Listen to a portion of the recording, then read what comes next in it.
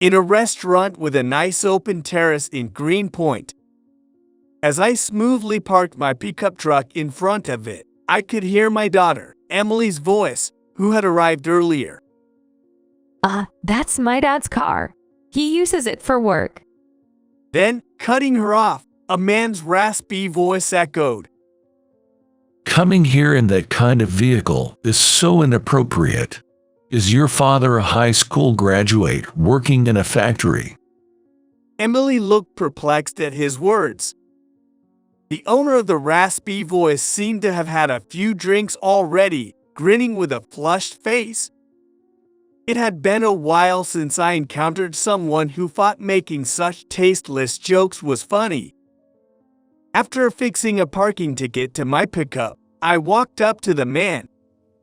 I unbuttoned my freshly tailored jacket from the day before yesterday and presented my business card right under his red nose with utmost calm and friendliness.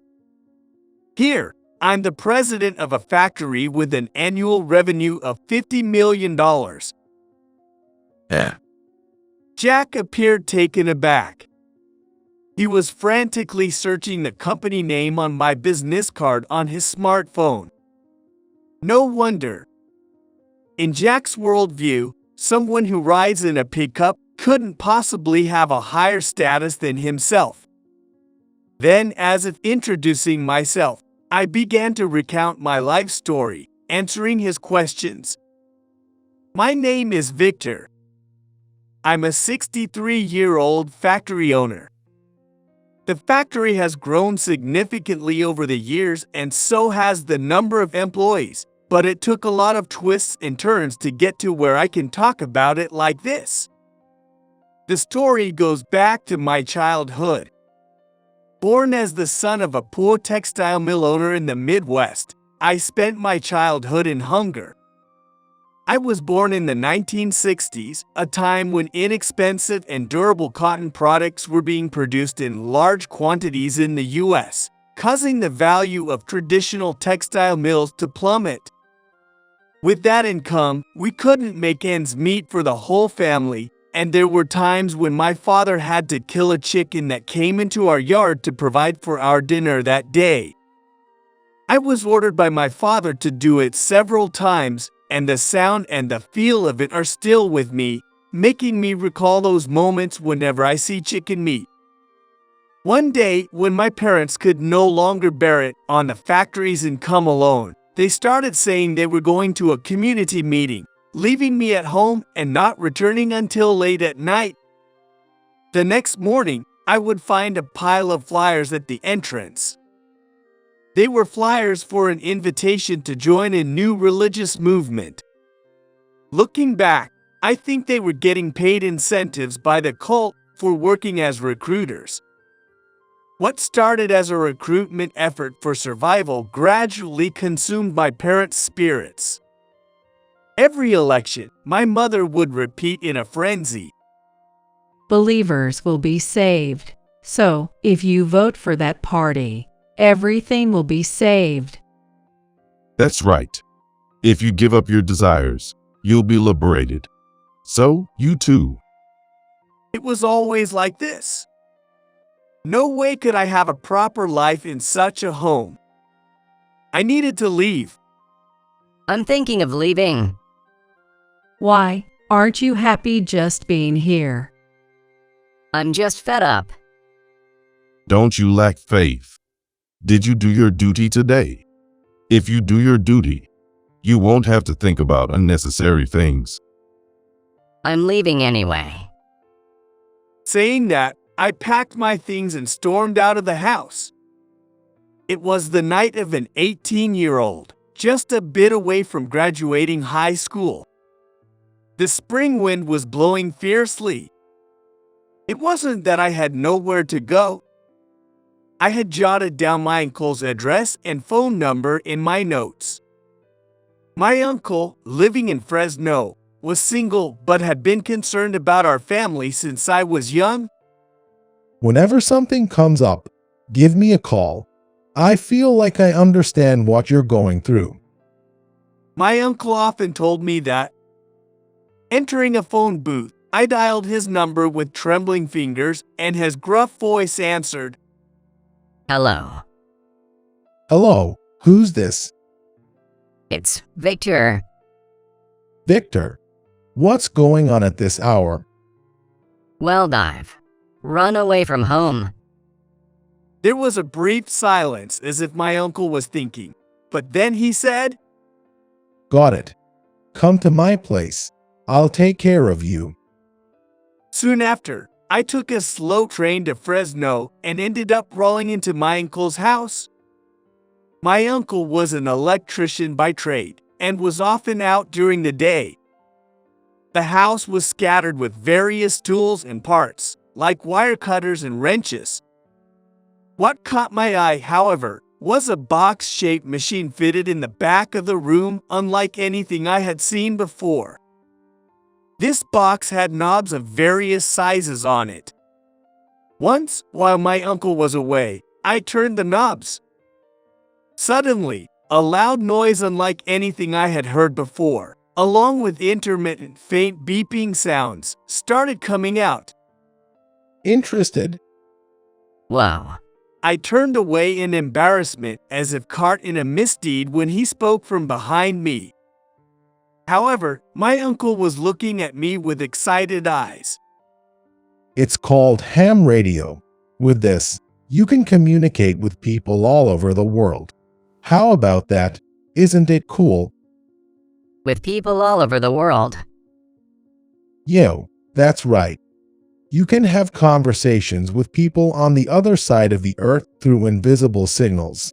If you want to know more, I'll teach you everything from scratch.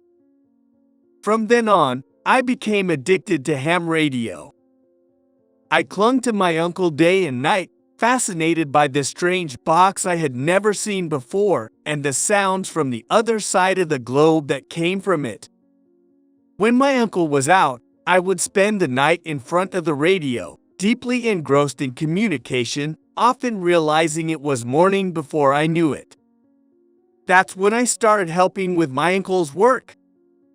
I would hop into the passenger seat of my uncle's pickup truck and travel around Fresno for electrical work. Since the pickup didn't have a car stereo, my uncle would bring a radio into the car, teaching me various things in tune with its broadcast. I think more than half of the important things in life I learned in those conversations with my uncle in the pickup. Listen, Victor. The key is to think calmly. No matter how tough the situation, analyze the current state, identify the problems, hypothesize, and then test. If you can do this, you're not likely to fail. However, my uncle passed away due to an unforeseen accident during construction work. I couldn't get the details from the contractors, but it seems my uncle became a casualty trying to save a colleague who had made a mistake. I felt an unbearable sadness and frustration. The irony of my uncle, who had dedicated his passion to his work as an electrician, dying because of electricity, was not lost on me. With no other relatives, I inherited my uncle's house and a pickup truck. This left me alone again. But it was different from when I had left my parents' house. I was now equipped with the skills and knowledge of an electrician that my uncle had taught me, and more importantly, a belief and love for my work. Finding a job wasn't hard. The semiconductor boom was happening at the time, and the United States electrical industry was still vibrant.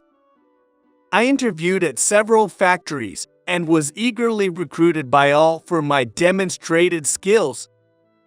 Eventually, I got a job at one of the largest factories, a name familiar to anyone, though in hindsight, I think it was a mistake. Within a few months, I had adapted to the work itself. It was a simple task of inspecting parts carried by a conveyor belt, a no-brainer compared to electrical engineering work. However, the real problem lay elsewhere. It was the constant berating and physical punishment from the factory manager. Whenever he was in a bad mood, he frequently stopped the line and called me over. Victor, come here. Yes. What's with that attitude?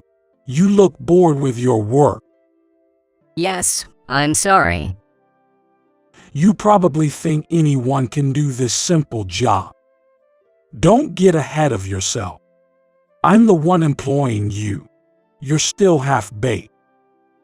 Yes, I'm sorry. Sorry isn't enough. Show me with your actions, And with that, I'd receive a slap. On a good day, it would be 2, back and forth. This had become the routine. Yet, I was able to keep going because the pay was good. There was another reason I managed to continue working. It was meeting a woman who was in charge of the factory's accounting at the time. Her name was Ashley. Right after receiving a beating from the factory manager, Ashley would discreetly show concern for me and quietly offer me ointment where no one else could see. I always see what's happening. It must be hard. No, I'm used to it. Besides, the pay is good.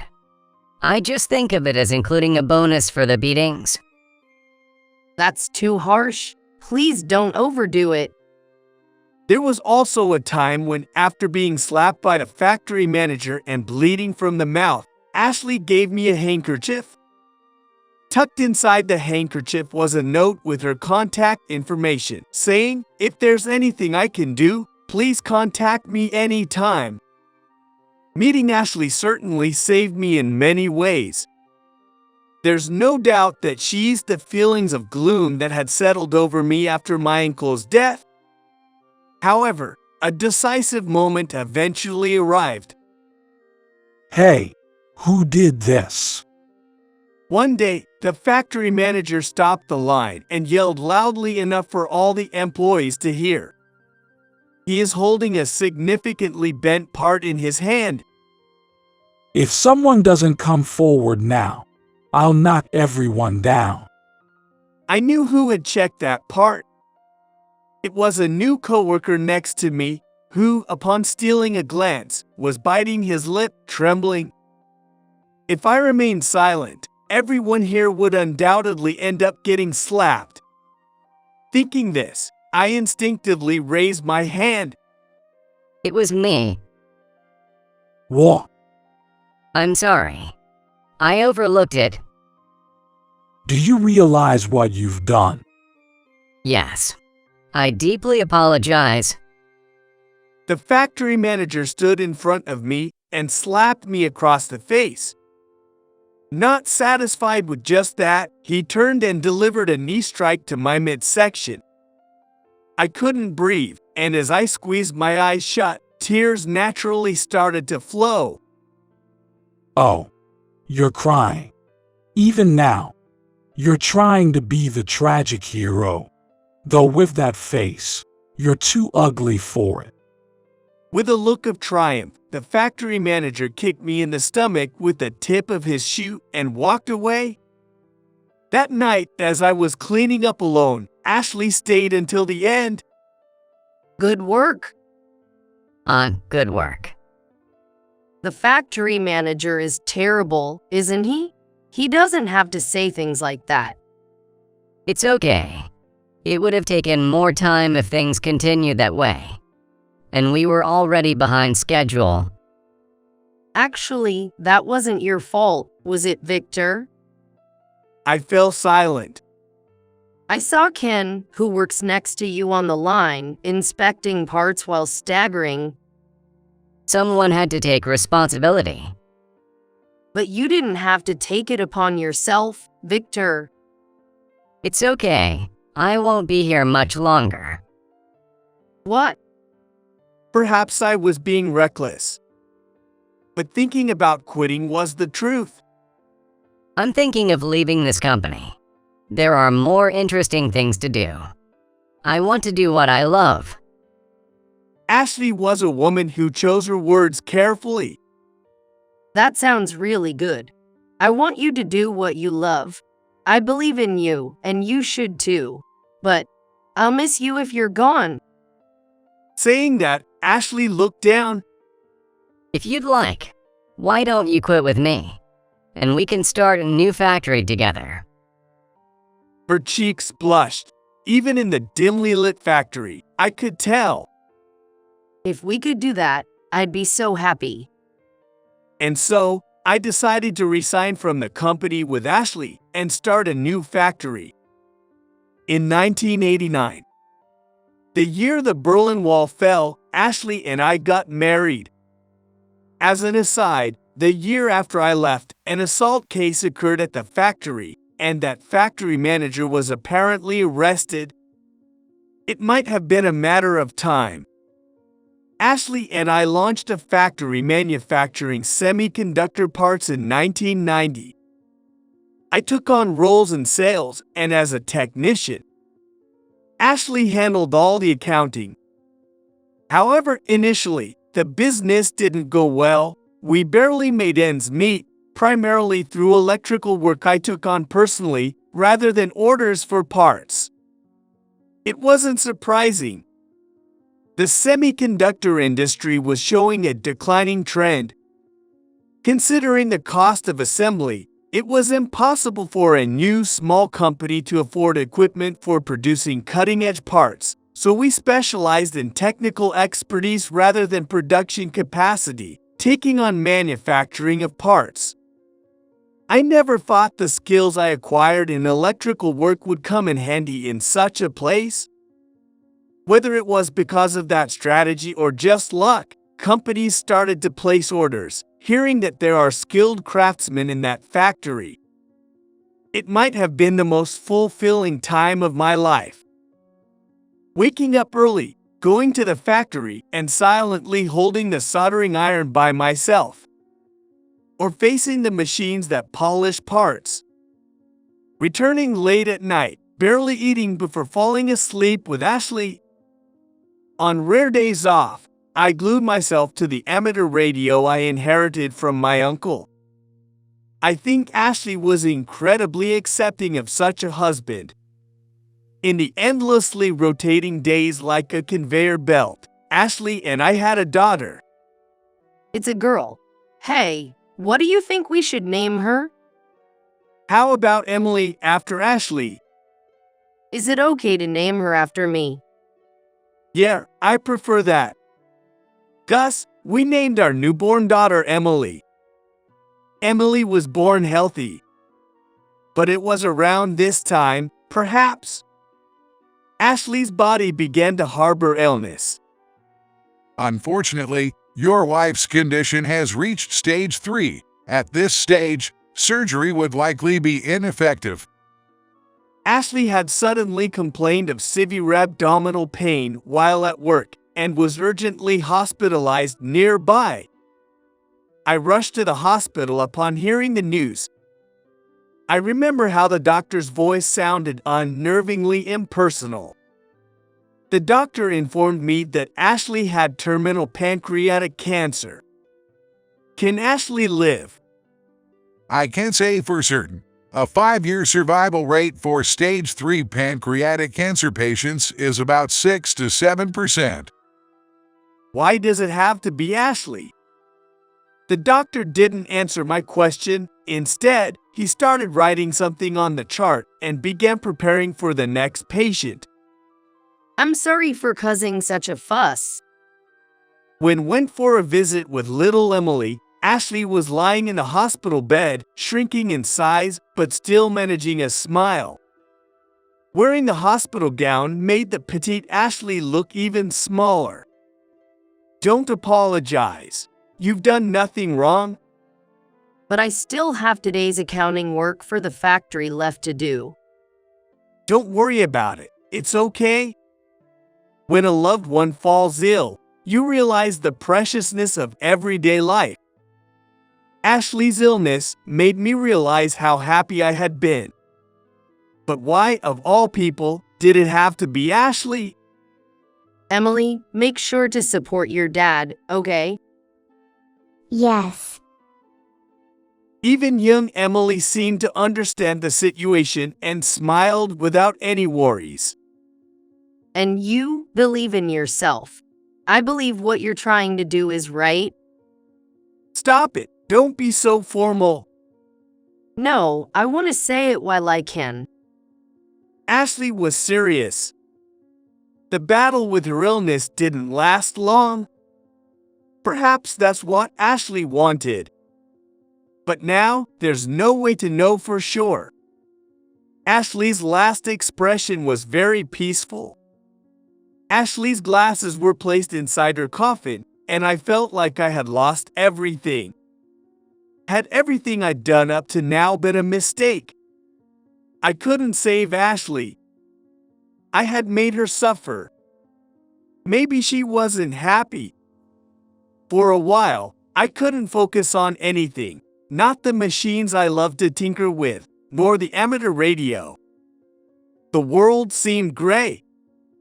Suddenly, while looking at the factory machines, I wondered what would happen if I stuck my head inside one of them.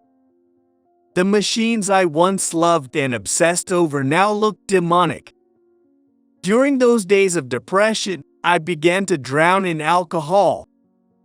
I knew I had to work, but my body wouldn't move. I started drinking from the morning and continued in a daze. Our savings ran dry, and without Emily knowing, I borrowed money from the newly popular consumer credit ATMs. Surprisingly, it was too easy to borrow money, which only made me feel more lost. I even thought it might be quicker to gamble with that money. Or I considered the worst-case scenarios. When I came home in a daze, the amateur radio was emitting noise. Perhaps the switch had been turned on by accident. But when I went to the room with the radio, Emily, who should have been at school, was standing in front of the desk, looking apologetic. I just touched it a little, and now it won't stop. I felt an overwhelming love for Emily. As soon as that thought crossed my mind, tears started flowing. I'm sorry, I haven't been able to do anything even though you're here, Emily. But Emily, unfazed by my sentimentality, was staring intently at the radio. Dad, what is this? Oh, this is a magical machine that lets you talk to people all over the world. With people all over the world? Yes, you can have conversations with people on the other side of the globe using invisible signals. If you want to know more, I'll teach you everything from scratch. Really? Teach me. Listening intently to the sounds coming from the radio, Emily's eyes sparkled with curiosity, and I saw a reflection of my younger self in her. That's right, Uncle. I remembered what my uncle taught me in the pickup truck. Listen, Victor. The key is to use your head calmly. No matter how tough the situation, analyze the current state, identify the problems, formulate hypotheses, and then test them. If you can do this, you'll rarely fail. My gray everyday life seemed to gradually regain its color. From that moment, I temporarily paused my electrical contracting work and shifted our core business to the manufacture of electronic machine parts. I focused on computer components. As personal computers became more widespread, I believed that an era was coming where everyone would carry a small computer with them at all times. Although we had fewer than 10 employees, they all respected my decision. About 10 years after deciding to shift our business, my factory was known in the industry for its high technical capabilities, becoming a well-regarded establishment among those in the know. The rapid growth of my factory in such a short period was largely due to the overall growth of the computer industry, especially the emergence of the smartphone in the United States, which experienced explosive growth. My factory had been developing small components for computers, but we adapted these components for smartphones, and the demand for these parts was tremendous. At that time, my daughter Emily was about to enter high school. She had been studying at a local public junior high school, where she consistently stood out for her academic performance. As a parent, I felt proud every time my daughter brought home perfect scores on her exams. When Emily brought home materials from a certain high school, Dad, actually, I want to go to this school. Looking at the materials, it was a prestigious private girls' high school affiliated with a well-known university. I was pleased that my daughter was thinking about her future so independently. At the same time, I reflected that supporting her through this application process was also a parent's duty. That sounds great. You should apply. Really? Are you sure? Is there a reason not to? Well, there's the tuition fee. Understanding Emily's concerns, I reassured her. Don't worry about money. Things are different now. The economy is good. Covering the tuition for one child isn't a big deal. Hearing this, Emily's face lit up with genuine happiness. And so, Emily successfully passed the entrance exams for the high school. However, this also meant that we would be spending thousands of dollars each year on tuition fees for the next 10 years. I braced myself for this. But my worries turned out to be unfounded. One day, as I was heading to work, one of my employees was frantically talking on the phone. Thinking it might be another weird complaint, I checked in only to find that the call was actually about something incredibly positive. What's going on? Boss, you won't believe it. That big corporation wants to use our components in their new smartphones. What? That big corporation was already a giant in the smartphone industry by then, although at the time it was still a name only known to a select few. Becoming a supplier for this company meant betting on a major business opportunity. What did they say on the phone? They said they'll be visiting us soon and want to meet us in person to discuss. We can't just sit here. Let's get ready. Everything went smoothly, and I successfully signed a contract with the corporation. The contract was worth millions of dollars. I was overwhelmed by the unprecedented amount, but knowing that this would allow me to provide for Emily filled me with joy. The fact that something I had created was in the hands of so many people still felt surreal. Uncle, I did it. Ashley, we did it. I reported our success and the hardships we overcame in front of their graves. I couldn't help but feel that both of them were smiling back at me. When the company's operations were well on track and Emily had become a college student, she came to me for advice, saying she was seeing someone. Hearing that her partner was the heir to a well-known bank, I thought I needed to dress appropriately for the occasion. So I arrived today in my uncle's keepsake light truck. To me, this truck is more valuable than any luxury car, which is why I was a bit upset. I apologize. After finishing my story, Jack, who was to become my son-in-law's father, was wide-eyed in disbelief. It seemed he was desperate to maintain his own pride. Such fairy tales don't exist in reality. If you think it's a lie, please feel free to check. It's all on our company's website. As I said that, Jack began to fiddle with his smartphone. And it didn't take long for him to realize the truth. He visibly deflated, losing all his earlier bluster. Though he acted like a megabank president, I knew he was actually just a branch manager. He had probably tried to assert his status, acting more important than usual. To drive the point home, I added, The smartphone you're holding, made by that famous company, likely contains our parts. Thank you for always using them." After hearing that, Jack never spoke another word. Perhaps I had spoken too much. However, surprisingly, Jack's relatives seemed to take me in a positive light. Except for Emily, who seemed dissatisfied with how things went and chided me in the car on our way back. You didn't have to say all that. Really? Sorry. But wasn't he the one being unreasonable? If we let that slide, it would be like denying your mother's existence too. No, I was happy you talked about it.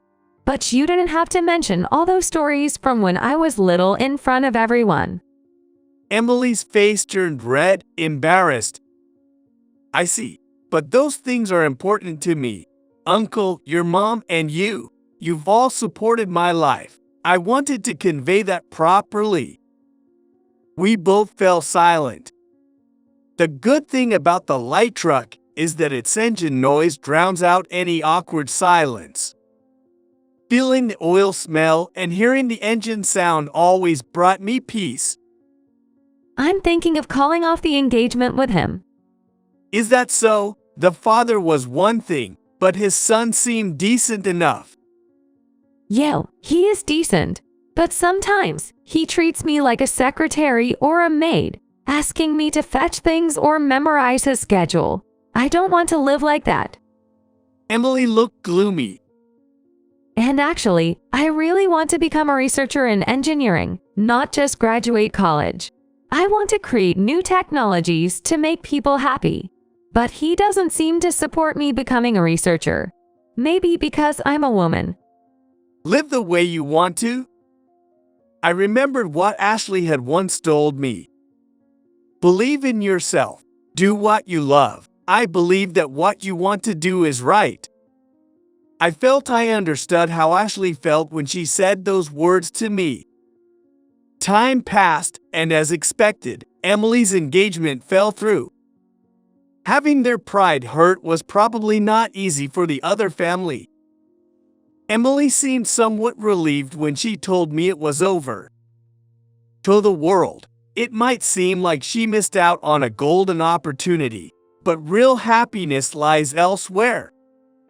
Afterward, Emily graduated from college and decided to go to a graduate school in the United Kingdom. Though I had braced myself, saying goodbye was still hard. Don't look so gloomy. It's not like we'll never see each other again. But still, seeing your daughter leave home is... Okay, I'm going now. Take care. Be careful. Call me if anything happens. Waving goodbye, Emily went through the boarding gate to her flight to the United Kingdom.